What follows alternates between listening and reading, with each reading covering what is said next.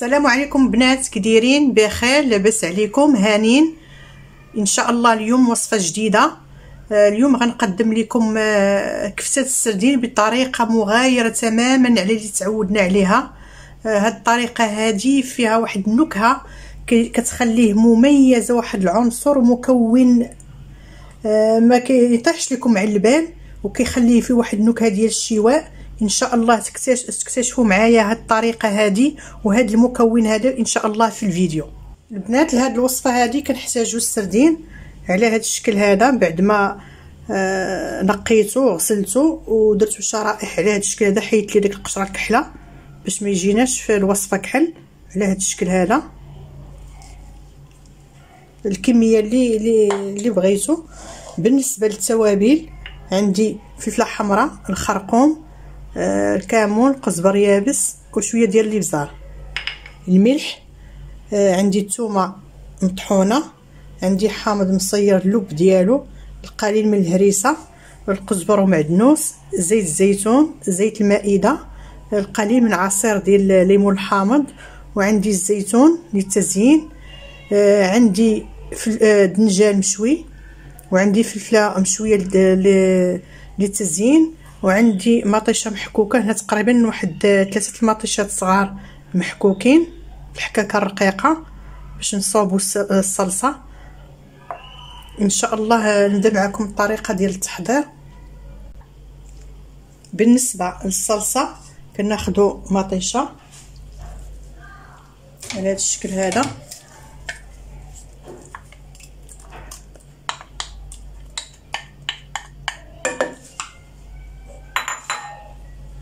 كناخذوا نصف مقدار ديال الثوم، تقريبا هنا عندي 3 مطيشات كبار، 3 ثومات كبار، عندي قزبر ومعدنوس تقريبا معلقه كبيره،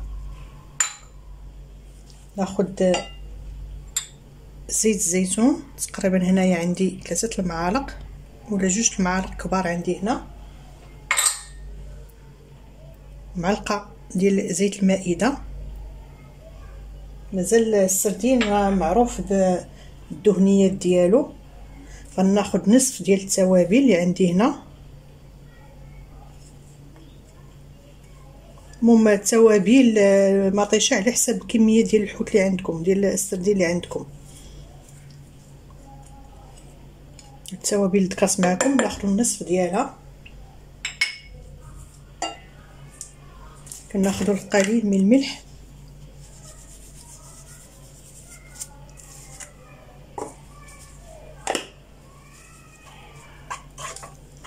وكندي هاد الصلصه على النار حتى كتغلي مزيان. بين ما حضرت انايا السردين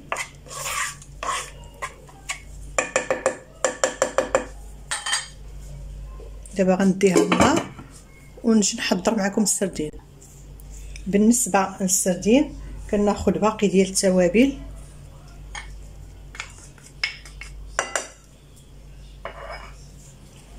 كناخذ عصير نصف حامضه، باقي ديال الثوم،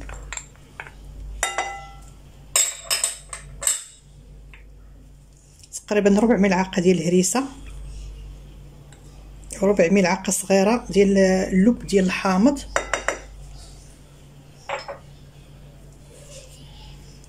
غادي ناخذ القزبر ومعدنوس. انا تنحضرهم على هذا الشكل هذا وكنحتفظ بهم داخل الثلاجه، كنقطعهم مزيان ما يبقاش ما يكونوش فيهم الماء نهائيا، وكندير ليه القليل ديال زيت المائده والقليل فقط من الملح. تبقى معايا حتى كنكمل هذه القرعه ما تيجرى لي حتى حاجه. ناخذ تقريبا هنايا ملعقه او 2 ديال القزبر ومعدنوس،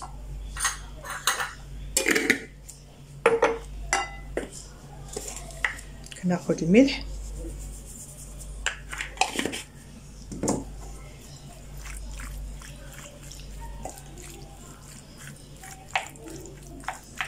غادي ندوزو في الاله ديال اللي كنطحنوا فيها الكفته.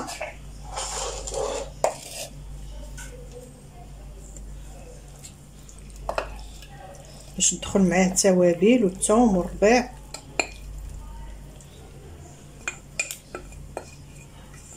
المهم كميه على حسب افراد الاسره.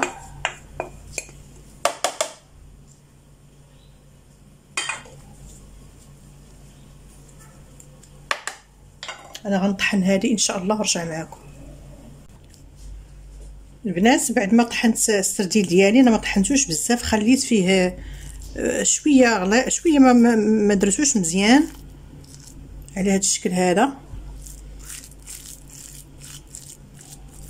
وما طحنتش معاه الدنجال حيت الدنجال غيطلق الماء وغادي السردين ما غيبقاش يتجمع لينا. دابا خليت الدنجال اللي شويت على هذا الشكل هذا، هذه شويتها ومسحتها ببابي ابسوربون، وحيت من هذيك القشره الفوقانيه بدون استعمال الماء باش تبقى فيها ديك النكهه ديال الشواء. غادي نقطعها طريفات صغار بدون ما نطحنهاش باش تجي باينه وزوينه على هذا الشكل هذا.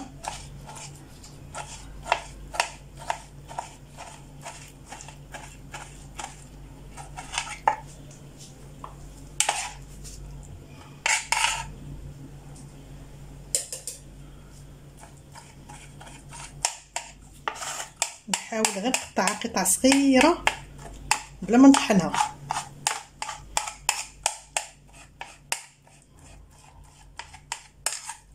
كيعطي واحد النكهه رائعه لهاد الكفته ديال السردين، بحال مشويه، واحد النكهه زوينه زوينه بزاف. كنتمنى تجربوها، كتجي رائعه رائعه.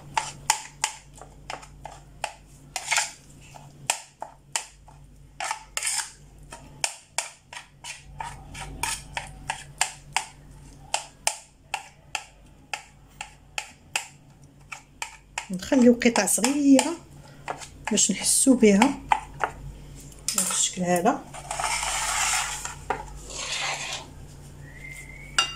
نجيبها ونديرها هنا.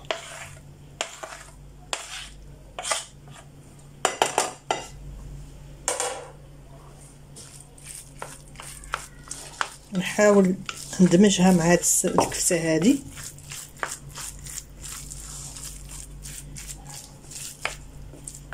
بعد ما طابت ليا لاصوص ديالي الصلصه، ونشكل الكويرات يكونوا ما كبار ما صغار، يكونوا متوسطين.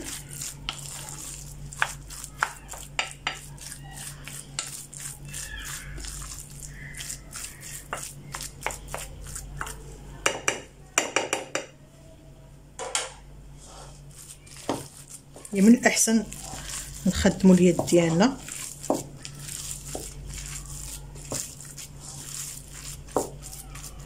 شوف كيفاش كتبان.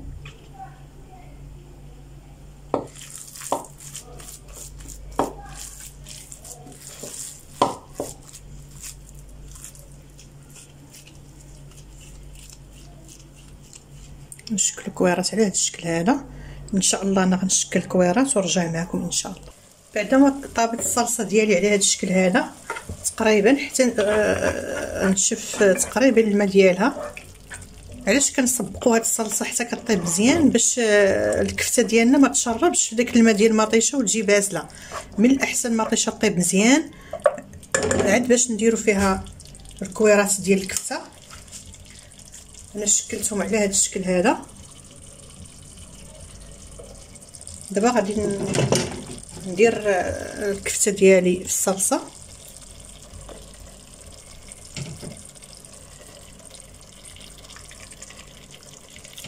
انا درتهم كبار شويه، ماشي بحال الكفته ديال اللحم ضروري نديروها كبيره.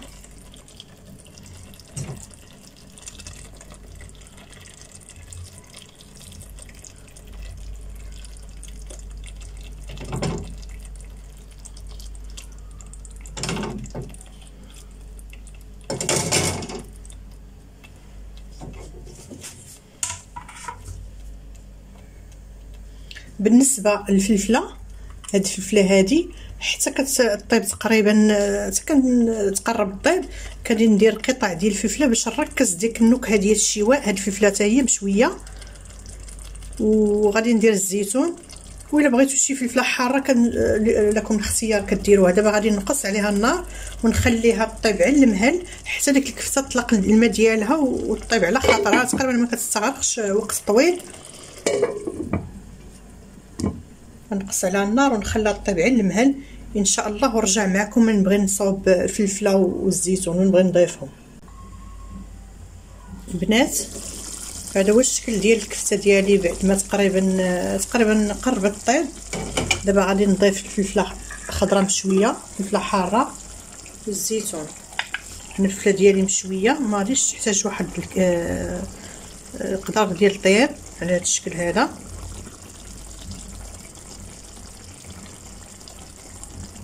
النكهه ديال الشواء ديال الفلفله حتى هي غتركز لينا النكهه ديال الدنجال.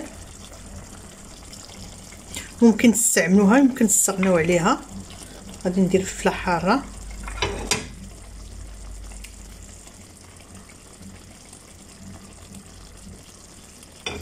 الزيتون ممكن ديروه دابا، ممكن حتى تزينوا به، تسخنوا غير شويه في المرق وتزينوا به. غنخلي واحد شويه بين ما تلدت ليا الصلصه بالفلفله ونزيد هاد القطعه ديال الحامض